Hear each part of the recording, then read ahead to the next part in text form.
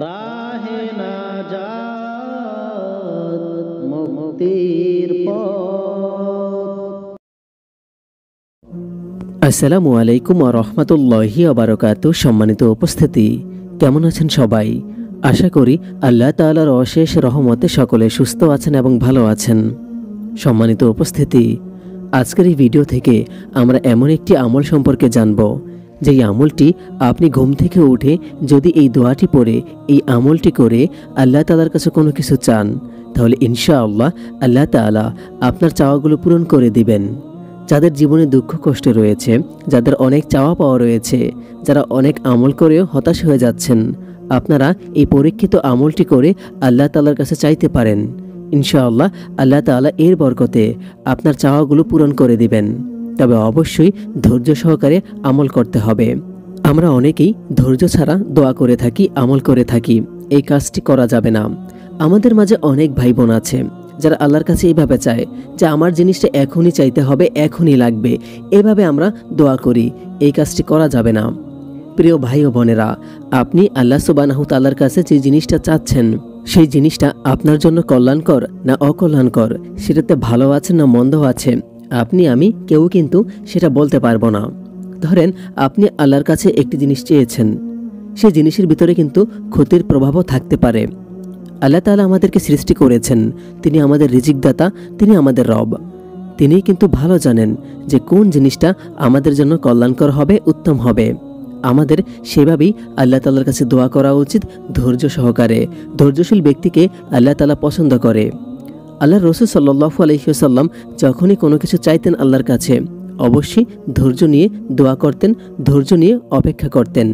দেখেন, আল্লাহ রাসূল সাল্লাল্লাহু আলাইহি ওয়াসাল্লামকে মক্কার কাফেররা কিন্তু 3 বছর যাবত সম্পূর্ণভাবে বন্দী অবস্থায় রেখেছিল। আল্লাহ রাসূল সাল্লাল্লাহু আলাইহি ওয়াসাল্লাম ও তার সাহাবাদেরকে সমস্ত রকম কেনাবেচা এবং তাদের সাথে কথোপকথন সবকিছু থেকে। এরপরেও কিন্তু তিনি ধৈর্যহারা হননি। আল্লাহ তাআলার কাছে দোয়া করে গেছে। আল্লাহ তাআলা যখনই কল্যাণ দেখেছে, তখনই কিন্তু ওই পোকার মাধ্যমে তাদের যে চুক্তিপত্র ছিল সেটা নষ্ট করে দিয়েছিল। তো আমাদেরও সেভাবে অপেক্ষা করতে হবে। আপনার জন্য যখন কল্যাণকর হবে, উত্তম হবে, আল্লাহ তাআলা অবশ্যই আপনাকে সেটা দিবে। আর যদি সেটা কল্যাণকর না হয়, আপনার দোয়া কিন্তু এতেও বিফলে যাবে না। এর বিনিময়ে হয় আল্লাহ তাআলা আপনার সামনে যদি কোনো ক্ষতি থাকে সেটা দূর করে দিবে, অথবা কাল হাসরের মাঠে যখন বিচার কার্য অনুষ্ঠিত হবে, যখন আপনার আমলনামা আল্লাহর কাছে পেশ করা হবে, তখন যদি আপনার নেকির প্রয়োজন হয়, তখন আপনি কোথা থেকে দিবেন? দেখা গেল বিচার কার্যের পরে আপনার পাপের পাল্লা ভারী হয়ে গেল, তখন কিন্তু আপনার নেকি পাওয়ার মতো আর কোনো রাস্তা থাকবে না। তখন আল্লাহ তাআলা আপনাকে অবাক করে দিয়ে একটি বক্স থেকে কিছু নেকি নিয়ে আসবে। তখন আপনি অবাক হয়ে যাবেন যে এগুলো কোথা থেকে আসলো। তখন আল্লাহ তাআলা আপনাকে বলবে যে দুনিয়াতে থাকতে তুমি অনেক দোয়া করেছ আর বলেছ যে তোমার দোয়া আমি কখনোই কবুল করিনি, এই বলে হতাশ হয়ে গেছো। এগুলো হচ্ছে তোমার দোয়ার ফল। তোমার জন্য এখানে আমি উপহার হিসেবে নেকি রেখে দিয়েছি। সুবহানাল্লাহ। আপনি এই কথাগুলো একটু উপলব্ধি করুন। এবার আপনি ভাবেন যে আপনার নেকিটা কোথায় সবথেকে বেশি প্রয়োজন, আপনার দোয়া কবুল হওয়া কোথায় সবথেকে বেশি প্রয়োজন, দুনিয়াতে না আখিরাতে? যখন আপনার নেকির প্রয়োজন হবে, তখন আপনি কোথা থেকে দিবেন? এই নেকিগুলোই কিন্তু তখন আল্লাহ তাআলা দিয়ে আপনার আমলনামা ভারী করবে। তাই বেশি বেশি দোয়া করবেন, কখনই হতাশ হবেন না। অবশ্যই আল্লাহ তাআলা আপনাকে আপনার চাওয়া জিনিসটা দিবে, অথবা এর থেকেও উত্তম বেশি কিছু দিবে। যদি আপনার জিনিসটা যেটা আপনি আল্লাহর কাছে চাচ্ছেন সেটা উত্তম হয়, তাহলে অবশ্যই অবশ্যই আল্লাহ আপনাকে সেটা দিবেই। আমাদেরকে ততক্ষণ পর্যন্ত অপেক্ষা করে দোয়া করেই যেতে হবে, আমল করে যেতে হবে। তো আজকের ভিডিওতে আমরা যে দোয়াটি শিখব সেটা হচ্ছে ঘুম থেকে উঠে এই দোয়াটি পড়বেন সেই সম্পর্কে। গভীর রজনীতে অনেক সময় নিজের অজান্তেই আমাদের ঘুম ভেঙে যায়। সে সময় আমরা হয়তো জাগ্রত হয়ে আবার ঘুমিয়ে যাই, অথবা ভিন্ন কোনো কাজ করে থাকি। হাদিসে এসেছে, কেউ যদি ঘুম ভাঙার পর আল্লাহর কাছে এই বিশেষ পদ্ধতিতে দোয়া করে, আল্লাহ তাআলা তার দোয়া কবুল করেন। প্রকৃত মুমিন সুযোগের অপেক্ষায় থাকে মোক্ষম সময়ের জন্য, যে সময় আল্লাহ তাআলা তার উদ্দেশ্য পূরণ করবেন। মূলত এই সময় দোয়া করলে দোয়া কবুল হওয়ার বিশেষ কারণ রয়েছে।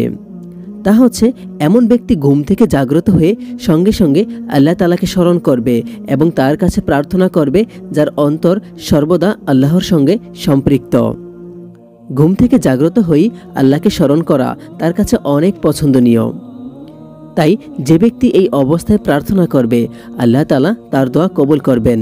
হাদিসে এসেছে, উবাদা ইবনে সামিত রাদিয়াল্লাহু তাআলা আনহু থেকে বর্ণিত, তিনি বলেন, নবী করিম সাল্লাল্লাহু আলাইহি ওয়াসাল্লাম বলেছেন, যে ব্যক্তি রাতে জেগে উঠে এই দোয়াটি পড়ে, লা ইলাহা ইল্লাল্লাহু ওয়াহদাহু লা শারিকা লাহু লাহুল মুলকু ওয়া লাহুল হামদু ওয়া হুয়া আলা কুল্লি শাইইন কাদির, সুবহানাল্লাহি ওয়ালহামদুলিল্লাহি ওয়া লা ইলাহা ইল্লাল্লাহু ওয়াল্লাহু আকবার ওয়া লা হাওলা ওয়া লা কুওয়াতা ইল্লা বিল্লাহ। এই দোয়াটির অর্থ হচ্ছে, এক আল্লাহ ছাড়া প্রকৃত কোনো ইলাহ নেই, তিনি এক, তার কোনো শরিক নেই, এই পৃথিবী এই রাজ্য তারই, যাবতীয় প্রশংসা তারই, তিনি সবকিছুর উপর শক্তিমান, যাবতীয় হামদ আল্লাহর জন্যই, আল্লাহ তাআলা পবিত্র, আল্লাহ ছাড়া সত্য কোনো ইলাহ নেই, আল্লাহ মহান, গুনাহ থেকে বাঁচার এবং নেক কাজ করার কোনো শক্তি নেই আল্লাহ তাআলার তৌফিক ছাড়া। অতঃপর যদি কোনো ব্যক্তি বলে, এই দোয়াটি পাঠ করার পর আল্লাহ তাআলার কাছে যদি কোনো ব্যক্তি বলে, হে আল্লাহ আমাকে ক্ষমা করুন, এবং যদি কোনো ব্যক্তি দোয়া করে, তাহলে তার দোয়া কবুল হয়। সুবহানাল্লাহ। এরপর যদি কোনো ব্যক্তি ওযু করে নামাজ আদায় করে, তার নামাজ কবুল হয়। সহিহ বুখারী হাদিস নাম্বার 1154। এই দোয়াটিতে, এই হাদিসটিতে কয়েকটি বিষয় লক্ষণীয়। আপনি প্রথমেই ঘুম থেকে উঠে কি করলেন? দোয়া পড়লেন। এই দোয়াটির ভিতরে কি রয়েছে? আল্লাহ তাআলার প্রশংসা রয়েছে। এবারে আপনি গভীরভাবে উপলব্ধি করুন, আপনি ঘুম থেকে উঠেই কিন্তু আল্লাহর প্রশংসা করছেন। এরপর যদি আপনি দোয়া করেন, আল্লাহ আপনার দোয়া ফিরিয়ে দিতে পারে। আপনি ঘুম থেকে উঠে আল্লাহর কাছে দোয়া করলেন। এখানে আরও একটি বিষয় আপনি প্লাস করতে পারেন। ঘুমাতে যাবার আগেও যদি আপনি আল্লাহর নামটা স্মরণ করে ঘুমাতে যান, এবং ঘুম থেকে উঠেও যদি আপনি আল্লাহর নাম স্মরণ করেন, তাহলে কিন্তু আল্লাহ তাআলা অনেক খুশি হয়ে যায়। এবং ওই সময়ে যদি আপনি আল্লাহর কাছে কোনো কিছু চান, সুবহানাল্লাহ, আপনার দোয়া কবুল হয়ে গেল। অর্থাৎ আপনাকে ঘুমাতে যাবার আগেও পবিত্রতা অর্জন করতে হবে, আল্লাহর নাম স্মরণ করতে হবে, এবং ঘুম থেকে উঠেও এটা করতে হবে। কারণ এই দোয়া কবুল হওয়ার শর্ত হচ্ছে ঘুমানোর আগে পবিত্রতা তথা ওযুর সঙ্গে ঘুমানো। যেমনটি অন্য আরেক হাদিসে এসেছে, মুয়াজ ইবনে জাবাল রাদিয়াল্লাহু তাআলা আনহু থেকে বর্ণিত, নবী করিম সাল্লাল্লাহু আলাইহি ওয়াসাল্লাম বলেছেন, যে মুসলিম ব্যক্তি পবিত্র অবস্থায় মহান আল্লাহকে স্মরণ করে রাত কাটায় অথবা ঘুমায় এবং রাতে জেগে আল্লাহর কাছে দুনিয়া ও আখিরাতের কল্যাণ লাভের দোয়া করে, আল্লাহ তাকে তা দান করেন।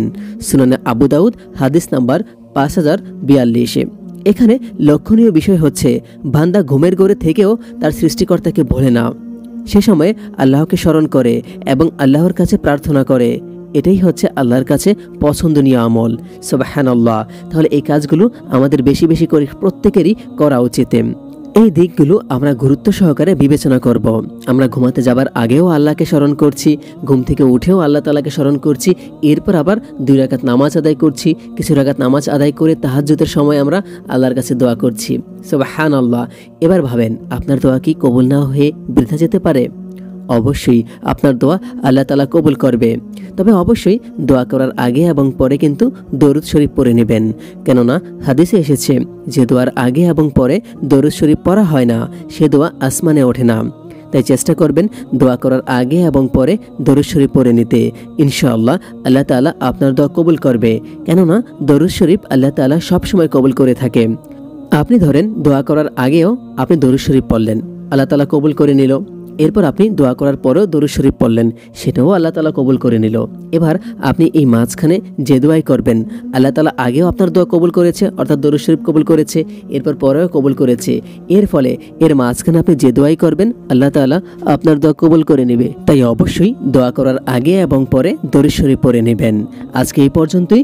যদি কোনো প্রশ্ন থাকে অবশ্যই আমাদের কমেন্ট বক্সে জানাবেন এবং ভিডিওটি শেয়ার করতে ভুলবেন না। অবশ্যই একটি লাইক দিবেন। ভালো থাকবেন, সুস্থ থাকবেন। আসসালামু আলাইকুম ওয়া মা তাওফিক ইল্লা বিল্লাহ।